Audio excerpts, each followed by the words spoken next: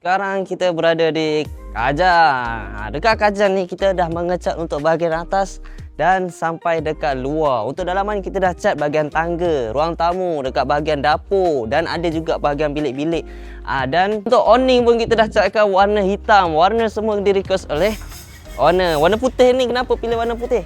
Sebab warna ni adalah warna asal yang mana rumah ni mengikut spesifikasi, dia perlu mengikut warna asal. Jadi mereka pun panggil kita dan kita catkan. Bukan saja dekat sini-sini, nampak je dekat atas ni, sebelah sana pun ada.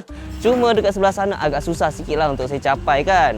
Jadi kalau korang nak samakan warna untuk syarikat punya tempat, untuk kedai-kedai, jadi korang boleh panggil kita, tekan link di bio untuk korang tak payah penat lah catkan panah-panah panah perik.